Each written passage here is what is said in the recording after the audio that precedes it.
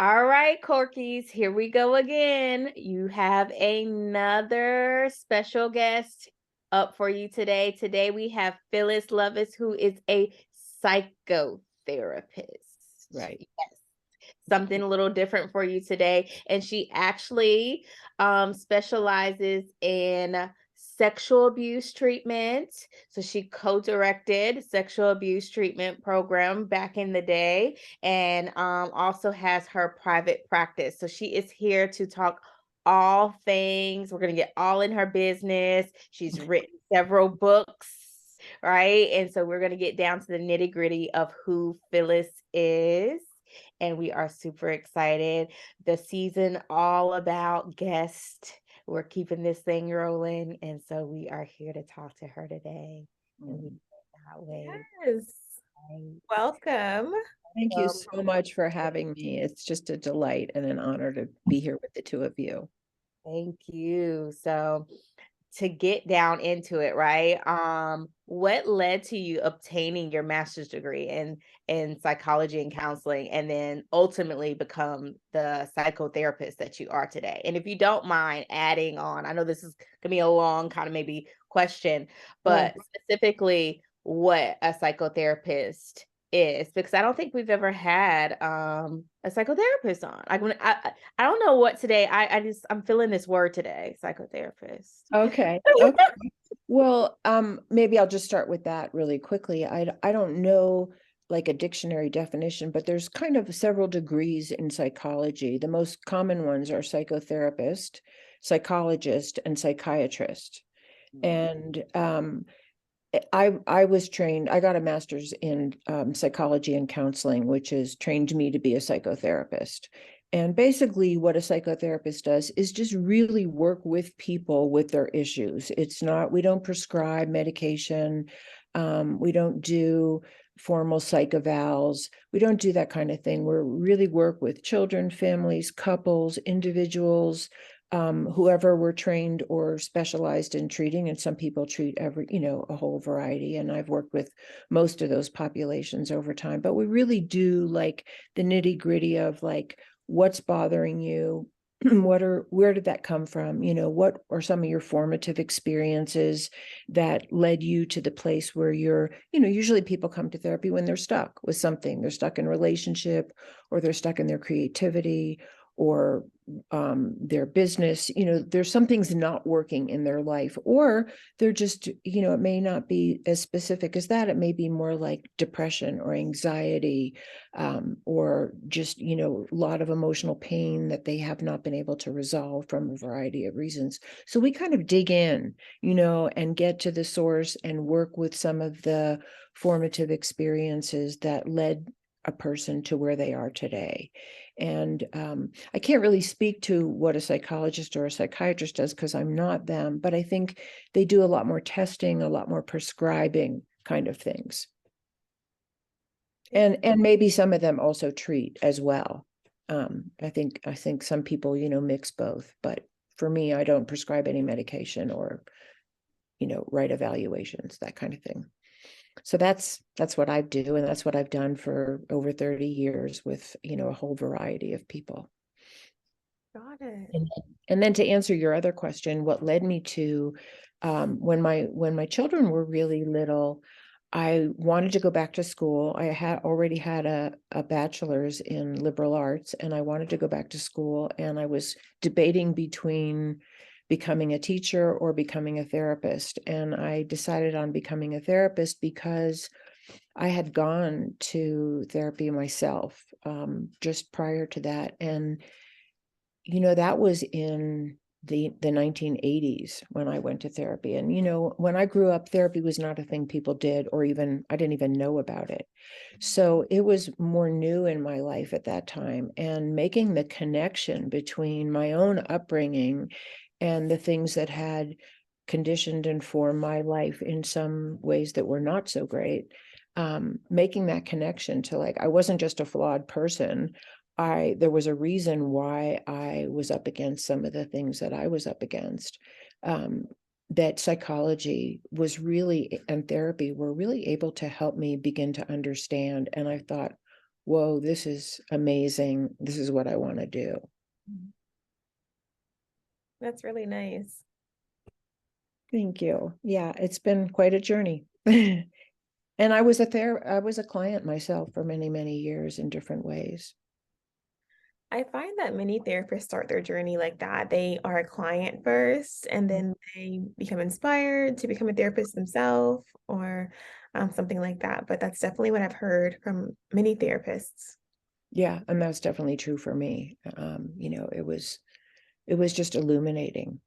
The first book I read, um, I went to therapy and I went and found a book on psychology and, sort of a layman's kind of book on psychology. And it outlined the 10 most formative experiences in a person's life. And I don't actually remember all of what they were, but it was like, oh, it's like light bulb. And I think some of that we know today more, as general knowledge, but it was new for me. Thank you for sharing.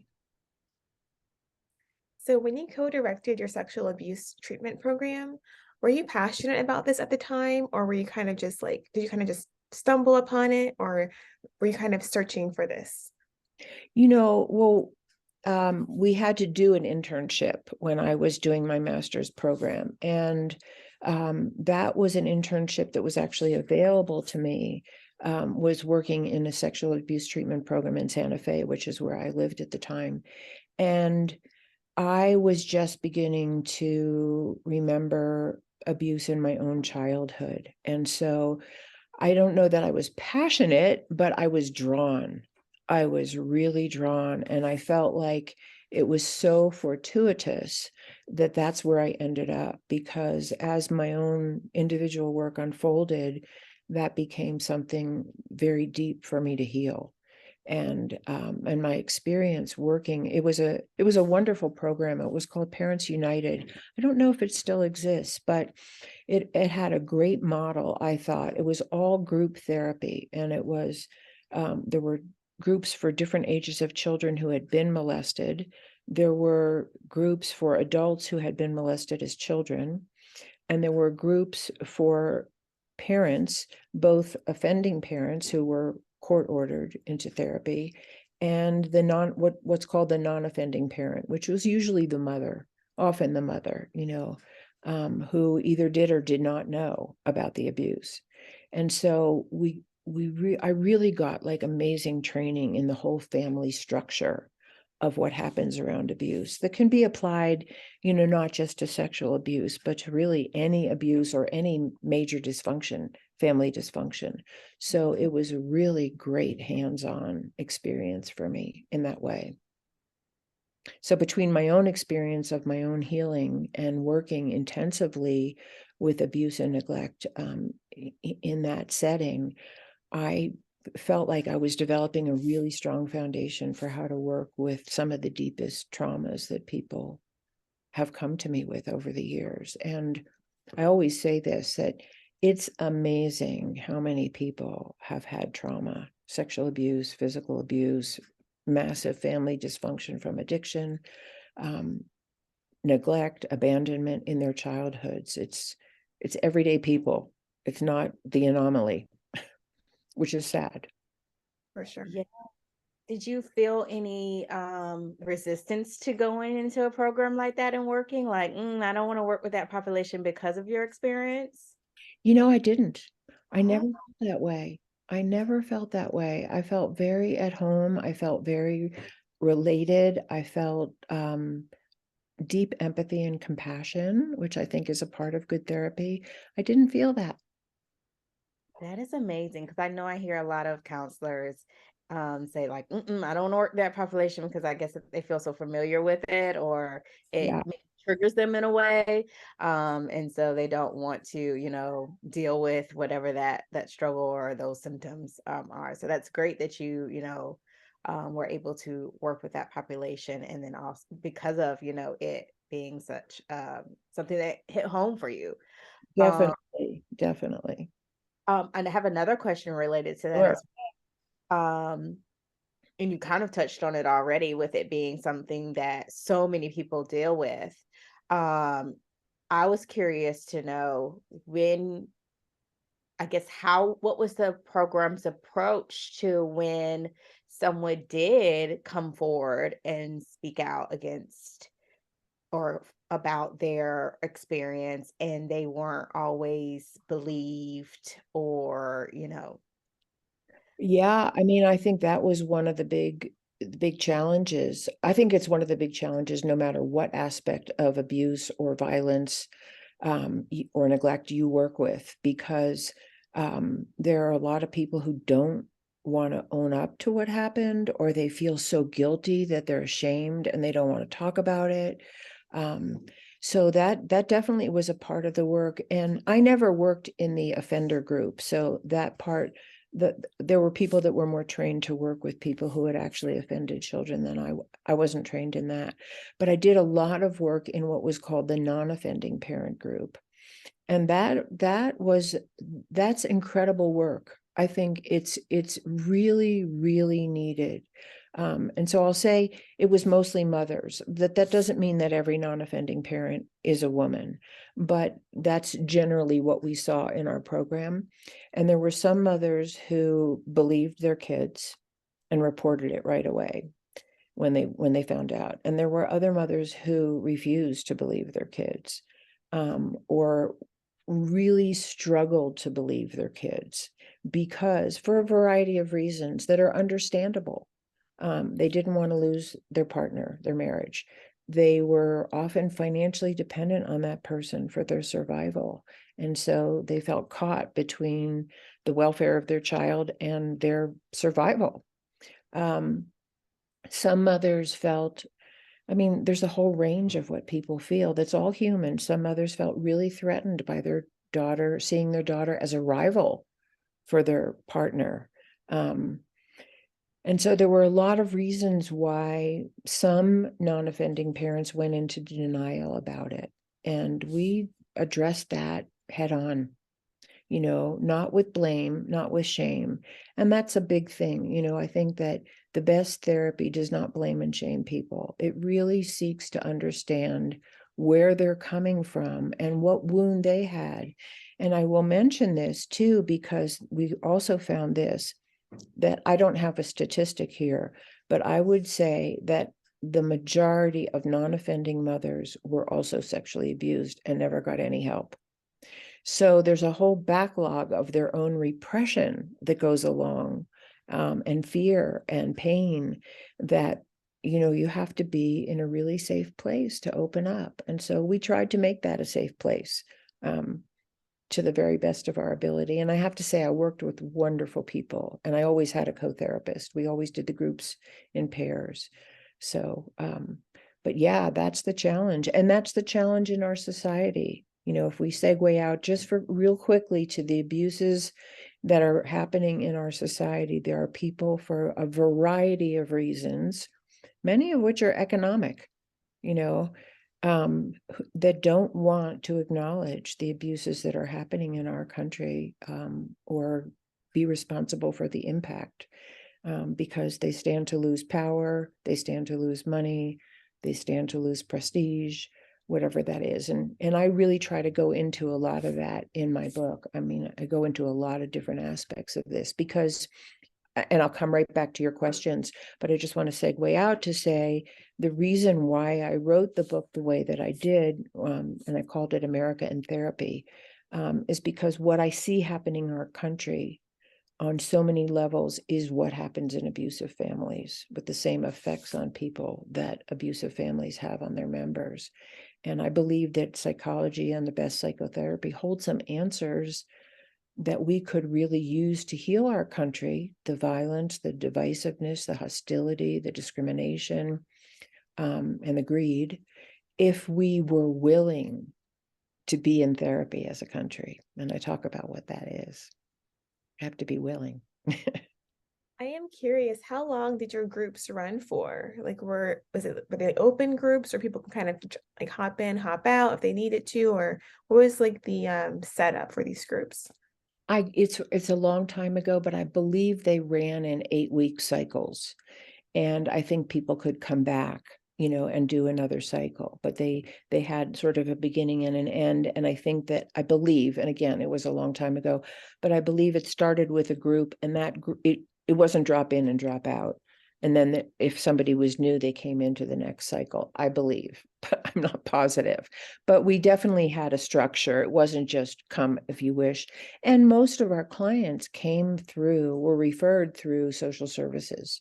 So some of them had court orders to be there, and some of them didn't, but they really wanted to have help for themselves and their children. I mean, it's very painful. It's very painful for everyone. Sort of, I want to say, bless the hearts of all the non-offending moms that we had, because it was not easy to face that your husband or your father or your brother or your uncle molested your child. So it's painful for everyone. Well, thank you for sharing about that. That's very interesting. You mentioned your book, and we absolutely love the messaging of hope and healing. And you said that, we as a country need to get into some therapies and counseling. How long do you feel like it would take to help to restore us to a safe place? To some... I read that in your questions, and I don't have an answer. What I would say is this, though, that what brings people to therapy and what keeps people in therapy is the level of their distress. Most people, there are a few people that come and say, I have a great relationship, but I'd like it to be better. That's not your average client. Your average client is coming because they're really in pain. Something really isn't working. And my hope for our country is that with all the people speaking out, and I'm one small voice, but with all the people speaking out about the pain in our country and the escalation of mass murder and, horrible discrimination and the 1% and people suffering from poverty and not having access to adequate health care and education, and we could go on, that the pain would be great enough that we would say we need help as a nation. I don't see that happening yet. I don't see us at that tipping point. And one of the reasons why I'm writing this book is that I really want to take all of what I've learned about abuse and its effects on people, one of the effects of which is to silence people. My hope is to bring this into, make my contribution to making this part of a national conversation and to bringing the gifts that I've learned as a psychotherapist to the layman, because we're not taught about psychology. And I think it needs to be in the public schools. I think it needs to be a subject in high school, family dynamics, violence, teaching about violence, teaching about nonviolent conflict resolution. And there are pockets of people doing this, but it's not yet a national referendum, if that makes sense. So the answer is, when we feel enough pain, maybe we'll do it. Yeah, I think that's a perfect answer. I love that you mentioned high school, because earlier you were talking about how you came to be, in counseling and interested in it. And my first kind of introduction to counseling was in high school. Oh, They had an wow. intro to counseling as an elective, and I took it. Wow. And I only took it because the football coach was the teacher. So I knew it would be an easy A, but he did such a great job teaching it, and it was so interesting. And so when I went to college, and my the original thing that I wanted to go to college for was not offered, I chose that. Oh, The great. rest is history. But yeah, so it was in my high school way back then. Now, of course, it's not. Wow. So I love that you mentioned that. Yeah, and I would love to see that. Go ahead. And we learn about, triggers and red flags and family violence and stuff like that in college and grad school for us therapists, but regular people don't really learn that. So I think in high school, if that was introduced earlier on, kids would be able to say, okay, this is not normal, or like, I shouldn't be responding like this, or like, that shouldn't happen this way. Like, they would be able to see things earlier and maybe even recognize like red flags or even green flags, if they just had that education behind psychology at an early age, like you said. Absolutely. And along with that is what I would hope would be some basic understanding of family dynamics, dysfunctional family dynamics and healthy family dynamics, because so many kids are coming out of dysfunctional families, and that's just the milieu they live in. It's normal. And even though we do talk about abuse, and kids are encouraged to report, I think with education, they might actually know better what's actually happening in their family and know what's happening to them and be more likely to get help. And help, and this is something that I feel really strongly about. Help needs to be help the family, not just look for somebody to prosecute. Yes, restrain somebody if they're really a danger. We want to be safe. We want our kids to be safe. But so many people are really candidates for help. So not to stigmatize a dysfunctional family, but offer the services that would help everybody heal. Most dysfunctional family parents came from dysfunction, Yeah. Or place a Band-Aid on it, right? Yeah. You got to stop this cycle of like trauma and dysfunction and be able to pinpoint those things early on, for sure. Yeah. And one of the things that I talk about a lot in my book, because I see it on an individual level and I see it happening in our country on a mass level, is that, and I think a lot of people don't really know this, that in all the years that I have been in practice, and I don't know what percentage of my clients came from abuse, but a big percentage. The two most typical outcomes of abuse, if it's not stopped and if a person doesn't get help, are either becoming helpless, learning to be helpless because you were overpowered. You learned that fighting back was not a good thing to do. You might get hurt worse, or there's a threat that the abuser will hurt somebody else in your family, or that you'll be abandoned or kicked out or whatever. So one big outcome is called learned helplessness, and this is written about in a lot of the literature. And the other one is identification with the aggressor. It's those people who decide, I'm never going to be a victim again, and they become aggressive, and they gravitate toward aggressive people and abusers, and often become abusers. And this cycle is happening in our country. I think the more abuse comes down from the top at a government level of policy and practice and rhetoric and all of that, the more people feel either overwhelmed and powerless and more likely to be manipulated and controlled, or they become identified with the aggressor, and that's their strong man and their hero, and they champion that person because it makes them feel powerful, when in fact all of us who are abused feel powerless on some level. And in our country, I think what we see today, and we definitely see this in abusive families, that people who tend to identify with the aggressor and support abusers are rewarded. And they often become given positions of power and authority. And this is really frightening for our country. This is really, really frightening. And everything I say about America really applies to things that are happening all over the world. But I talk about America because this is where I live and this is the country that I know. But this is a frightening escalation. What would you suggest, right? Because right now America, like you said, has not hit that tipping point, right? And so what would you suggest someone do individually, maybe for themselves? Because, right, that's the one person we can control. That's right. And maybe to at least start the conversation within their immediate family. Yeah. I mean, there's many things. If you know that you have been hurt and you're afraid to talk about it, you're afraid to get help for the impact that it's had on you, or you're afraid to speak up about someone that you know is hurting other people, I just encourage anyone to find a safe place, even if you call a hotline to begin with and it's anonymous, but find a safe place to begin to talk about it. See if there's a way you can get yourself to safety so that you can talk about it safely. So that's one thing. And then if you're someone who recognizes these signs of abuse in other, people that speak up, ask, not like an interrogation, but are you okay? So many times we see that somebody's not okay, but we're afraid to open the door, or it's none of our business, or whatever. So that's another thing.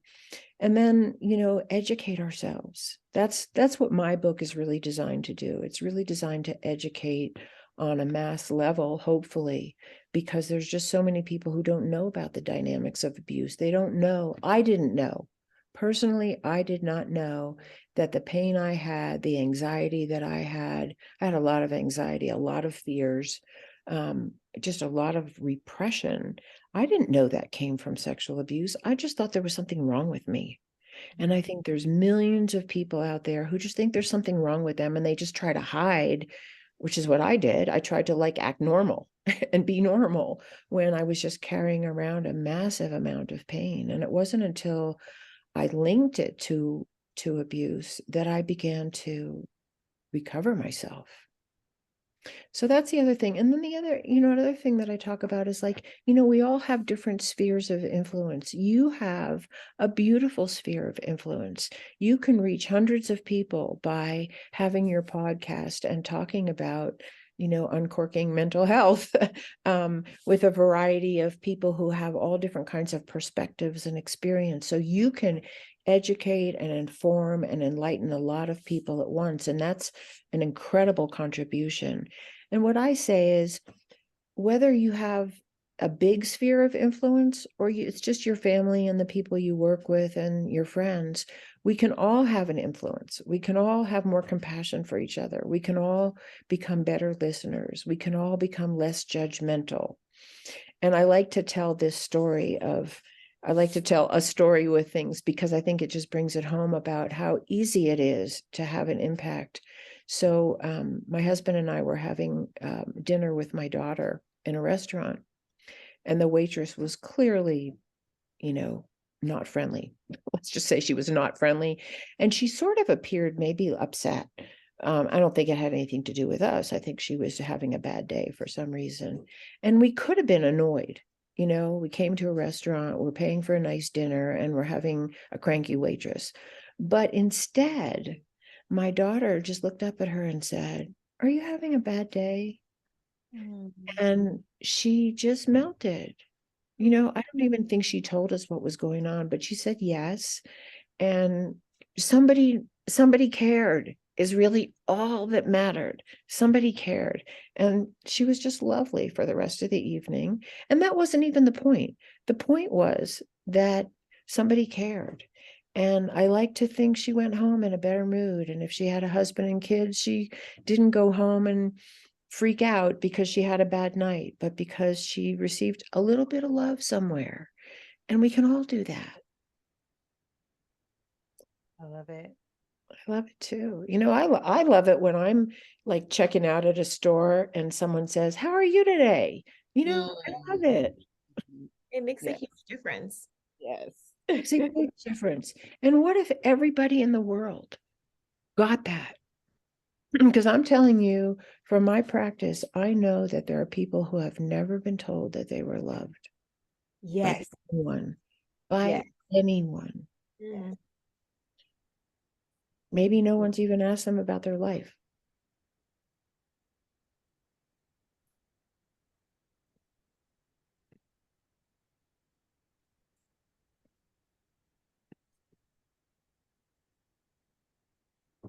Phyllis, can you share a bit about your divine meditations that you have kind of created over the years and spoken about on your website as well? Yeah. I don't think I'm alone in this, although I don't know how many people talk about it, and I guess I would say maybe more people talk about this today than they used to. But in the process of my working on my childhood, I was keeping a journal, and I have always been a writer. I wrote poetry in high school, and I wrote some little children's books when I was younger. And I've always gravitated toward writing and felt that writing was a connection that I could make to my, I'll call it my essential self. When I was writing, I felt like I could go really deep into some part of myself that I didn't necessarily access in any other way. So I kept a journal while I was doing some very intense work on what had happened to me in my childhood. And one day, writing in my journal, I actually heard a divine voice talking to me. And it started to tell me what my soul was doing here in all the experiences of Phyllis.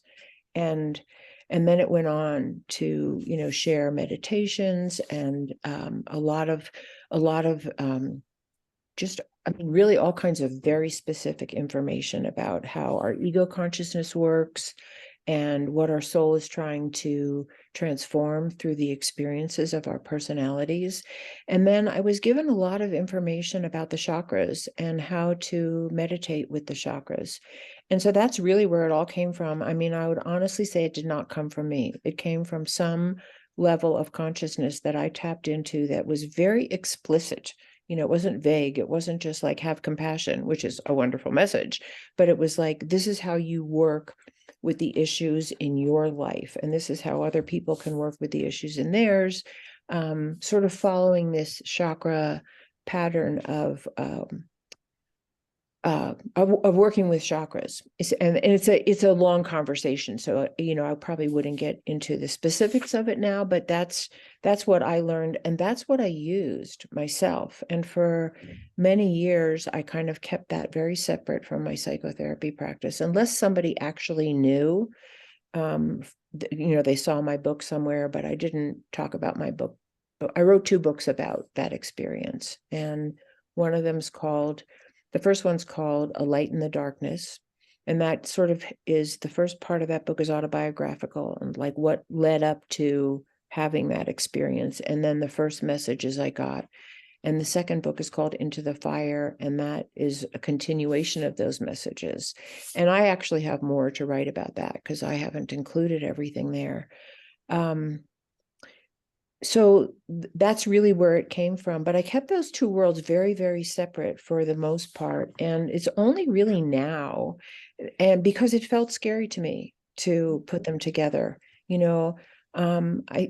when people come to you for psychotherapy, that's what they're asking for. They didn't come and say, hey, do you work with chakras? If somebody did say that, of course, I would do that with them. And there were a few people that I did do some of that work with. That was great. But for the most part, I kept them separate. And I think that I think it's less common today, but I don't know how less common it is today. I really can't say. And maybe you, being from a younger generation, have a better handle on this. For me, it was scary to come out and say, I'm actually hearing a different level of consciousness that's speaking to me. And some people were like, whoa, I want to know about that. People that I told, the few people that I told. And some people were really like, yeah, who do you think you are? And so, that's what you're going to get. So I think that kind of kept me a little bit, probably hidden for quite a while. And then really interestingly enough, I'll just tell you kind of the short version, getting on doing podcasts with people, people started to look at my website, and people like you wanted to know what that was about. And all of a sudden I couldn't keep those worlds separate. Because many people have asked me about that part of my experience on these podcasts. And I think many people today are really interested in the connection. I grew up in a very intellectual family, so that was not part of my upbringing at all. And spirituality was not in my upbringing. So being on podcasts actually brought those 2 worlds together. And I want to tell you that I am so inspired because I know that now I'm going to write another book that does bring the 2 worlds together. And I'm really excited about writing that book. So, because what I really believe at this point is that our mental health, like healing our wounds, and again, nobody does this perfectly. This is a journey we're on of healing, right? But healing our wounds, becoming more lovingly relational with one another, becoming more peaceful, becoming more committed to the quality of the whole rather than just what's good for me. Like what's good for our country, what's good for the world, what's good for humanity is really actually what is good for me. That I think that moving into that consciousness is actually a doorway to spirit for a lot of people. And I've seen that with some of my clients who have made this incredible journey through their own healing of their childhood, and then spontaneously had more of a spiritual connection. It wasn't even I wasn't anything I said, it wasn't anything I did. It's just where it went. And I think that might be where the human race is going. I hope it is. Okay. Yeah, I think it definitely, I can understand how you would feel like, okay, this is something that I need to keep to myself. But then as time has gone, people are becoming more acceptable, like open, I should say. Right. Society, TikTok helps with that, social media helps with that. People are just more inquisitive. I know hopefully it's okay for me to speak for Ariel in this, but I think me and her are also like, just venturing out a little bit and kind of like, what is this? And, talking to different people and like even in our own personal lives, like experiencing, branching out and experiencing different things for ourselves. I know I've kind of like, let me go do this. And like Ariel's kind of pushed me in the last couple of years to like, go talk to this person and go do this thing done. And I'm like, okay, whatever. Yeah. And I've done it. And, maybe 10 years ago, I would never have done it. So it's interesting. And I don't think it is something that is as taboo as I thought it would have been. Right. Um, Me too. yeah. So and I want to keep pushing myself and keep being open to new experiences and stuff. So I Yeah. love that you are kind of, it sounds like having that same approach too. Yeah, I mean, and all of a sudden I'm not afraid to talk about. I really was afraid to talk about it. And I did get, some people who were like, who do you think you are? And of course you're going to get that. No matter what message you have, if it's a little bit out of the mainstream, I knew to expect that. I didn't realize how strong of an impact it would have on me.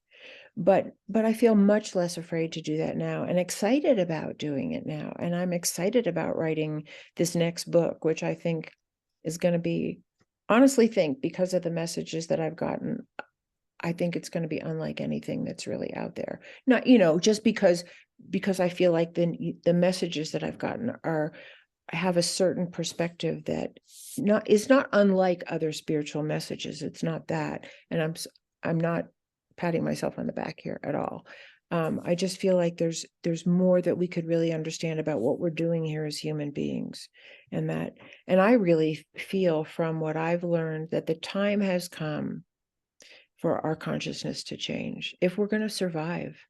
I mean, honestly, that's really the biggest motivation for me. And that came through early on when I was communicating with this divine source, is that we're not going to make it if we don't change our consciousness. We're investing billions of dollars in the kind of a weaponry that could wipe out life on Earth. What are we doing? I mean, that in a psychological sense, that's homicidal and suicidal. And we know that that is mental illness. So for me, the thrust of my book is it's our mental well-being that we really need to focus on if we're going to make it here. If our children and our grandchildren are going to inherit an earth that's habitable, that's humane, that welcomes them, that's safe. And that's the big picture. And I think that comes spiritually, and I think it comes psychologically. And I think, many native cultures have predicted this kind of end time where we really have to make a choice. And why not help each other make a good choice? Like that's where I'm coming from. But if it's interesting to you, I thought of a story that actually sort of set me on that's kind of like link psychology with spirit. If you want to hear a quick story. Sure. So when I was, back in the 60s, I wasn't a hippie. I never did drugs and that kind of thing, but I was definitely part of that generation, and my friends were in that crowd. And a lot of people were attracted to Indian gurus and a lot of spiritual teachers coming to America at that time. And I had a friend who went to India to find a particular guru that he had heard about. And at that time, contact lenses were made out of glass, and he had glass contact lenses. And on his way, he told me this story when he got back. On his way to find the guru, he was on a really dusty train, and all this dust got under the lenses of under his contact lenses and severely scraped his eyeballs. And he was in massive pain. And by the time he got to the guru, he was like just in excruciating pain. And his question to the guru was, "What do I do?" And the guru said, I've never forgotten this because it actually changed my life hearing this story. The guru said, "Don't fight it, just be with it. Fighting it will make it worse." And I incorporated that as like a life lesson about pain. Like, we have to learn how to be with it. And our culture is so acclimatized to numbing it out, denying it, repressing it, saying, buck up and get past it, take the high road, anything not to feel it. And I think psychotherapy is a safe way, good psychotherapy is a safe way to feel that pain and transform it. And that's what it's been for me. And that's what I see it being for other people. And just to make a really quick segue, and then please jump in. So I was in a lot of pain when this divine voice began speaking to me. I mean, I was at the lowest point of my journey of recovering from what happened to me as a child. And the message was similar in different words, but it was the same message. The message was surrender. Just surrender. Give your life to God and your soul, and then listen. Surrender and then listen for guidance. And I was blessed to be given a lot of guidance, but I think we all have that. I think we all have that connection. It might not look like mine, but because different people connect to their spirit or their essence or oneness or God, whatever they call it, in their own way. But I think that's where psychotherapy is actually taking us, to a deep connection to our own inner guidance, to our own essential self. So, and that's what I want to write about in specifics in the next book that I write. Love it. Love it. Love it. Love it. Love it. I'm glad that you, because I was going to ask you about the messaging. I was going to ask you two questions, and I think you clarified it already. Was that, did the messaging come and then did it stop, or is it a continuous thing? But it sounds like it's been a continuous thing since it first appeared. It's a continuous thing. Yeah. And then my other questioning was going to be, is it similar to how someone would say that they hear from God or the Holy Spirit? But it sounds like that's the same thing as well. Yeah, I mean, I think it comes in different forms for different people. Like, I have several friends that hear very specific guidance. Does it come in exactly the same language with the same framework as mine? No, but it all comes from a place of love and acceptance and non-judgment. And like, what's the meaning and purpose of this? What is there to transform here? Not what is there to judge and blame and point fingers at, whether at yourself or other people. It's always from a place of such deep, wise compassion. And I think that's the hallmark, I would say, and other people might say their experience is different, but I would say that's the hallmark of the kind of consciousness that we're hoping to evolve toward, that will save the human race and maybe allow us to be channels, the vehicles for something much greater than we already are. And we already have amazing potential. True. Very true. So what does hope mean to you? The word hope. Yeah, that's such a good question. I think I think what hope means to me is that, and this is one of the things that I would say that I have found as a psychotherapist is really important to give people, because when I started my journey, I mean, I was in a really dark place. I did not feel like there was any hope for me to have a better life. I'm married to a wonderful man now. This is my second husband. I never had the hope for that possibility. I never had hope to really feel better than I did when I thought I would just sort of have to struggle through till whatever, like cope, you know. And so I feel like somehow, having made the journey that I've made, and I'm still on my journey for sure. It's not, I didn't reach some, essence of perfection by any means, but I know there's light at the end of the tunnel. And I feel like that's what we need to hold for each other. So when people come to me and they're in the same place of like, you know, I'm just not going to be the person who gets through this. I can't see light on the other side. I hold that. I just tell them unequivocally that I know there is, because I feel like this is what we have to give each other. And I know it for a fact. I'm not making that up. I know that light is possible. I know that release from that level of pain is possible. And so we hold it for each other until we find it ourselves. And, you know, I don't know that anybody actually held it that way for me. But I had people that helped me along the way. But now I've just like, that's the message. I believe there's hope. I believe in the goodness of the human heart before it gets injured. I don't think there's a baby that comes into the world that's evil. I don't. And it's our conditioning that sets us up to either be of service to one another and kind, or violent and hateful. And we can do something about our conditioning. That's not to say that people aren't born with different natures. I think some people are born, maybe more aggressive, more quiet, more thoughtful, more artistic. I think we're born with different natures.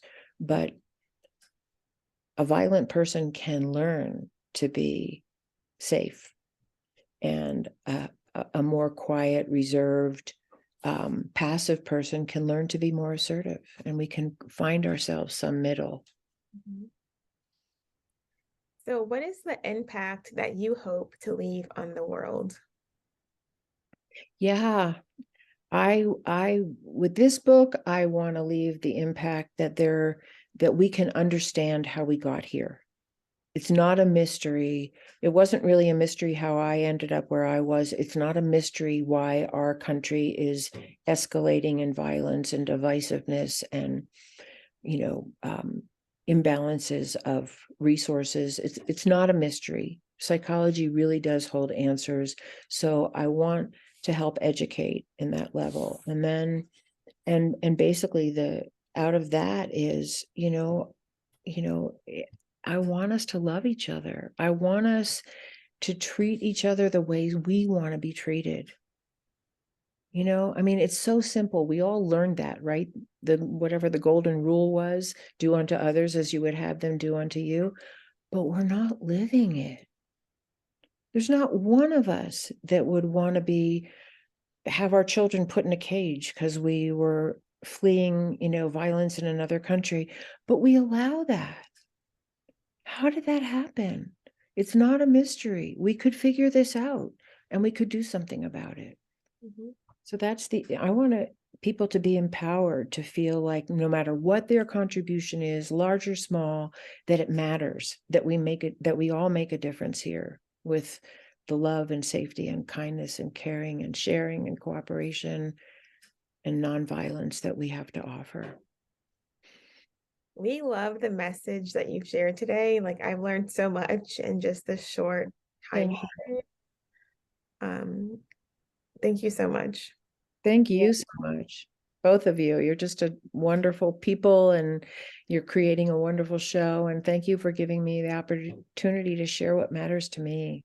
Yes, thank you, thank you, thank you. Where can our Corkies, our listeners go to find your wonderful books and just read more about you and follow you? Yeah, well, I'm on Facebook and I'm on LinkedIn, and those are the two main places where I post anything. And then I have a website, and it's www.phyllisleavitt.com. And my two books are on Amazon, but you can also see them and read about them on my website. Then they're called Into the Fire. Well, that's the second one. The first one is A Light in the Darkness. The second one is Into the Fire.